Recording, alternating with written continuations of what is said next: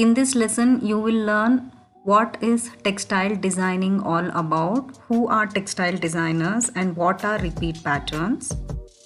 So, who is a textile designer? Textile designers are responsible for creating motifs and repeat patterns using the right color combo that will be used to decorate the surface of the fabrics either in form of dyeing, printing, embroidery or weaving. The job of a textile designer is that of an artist, ideating and creating beautiful patterns on the fabrics. But how do textile designers arrange these patterns? Did you ever pay attention to the pattern on the different fabric segments? And when that pattern starts again, it is called a repeat. Repeat patterns may run horizontally or vertically. The way you arrange the patterns or the motifs to create a textile design is called as a repeat pattern layout or drop repeats. All over basically means covering the entire surface with motifs distributed all over the fabric. Depending on the way the grid for the layout is created for a repeating motif, all over designs can be classified into two types, full drop and fractional drop. So as you can see in this grid, in a full drop repeat pattern, the motifs are placed in a very simple grid. The motifs can mirror each other. They can be placed either in horizontal or vertical direction.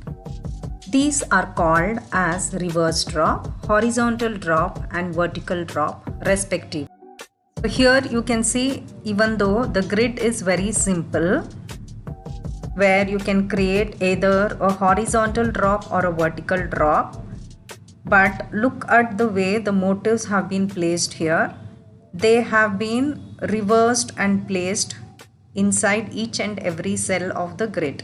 This is a good example of reverse drop.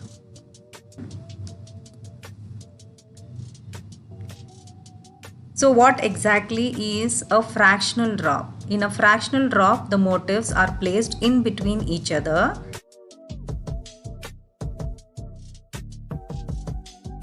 This grid that you see here, it's been broken down and each and every cell here in the row above is placed in between the cells of the row below it. So below you can see some more examples of half drop repeat pattern. Half drop means the cells are placed exactly at halfway distance between each other, and once you remove the grid, the printed fabric will look something like this. So in a fractional drop, the motifs can be placed exactly in the middle of each other, or at 1/4 distance, or at 3/4 distance. Examples of such drop repeats are half drop, 1/4 drop and 3/4 drop. There's another way that you can create repeat patterns in the form of border designs. In a border design, the motifs are repeated in a linear manner. Examples of such designs are borders in Indian saris. So these are some of the ways that you can create a border pattern repeat.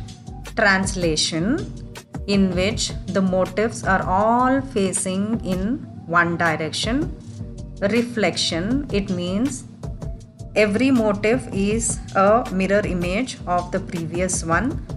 Rotation means the motif has been mirrored upside down and it is also mirrored horizontally. So the last example is an example of glide reflection method of creating a linear repeat.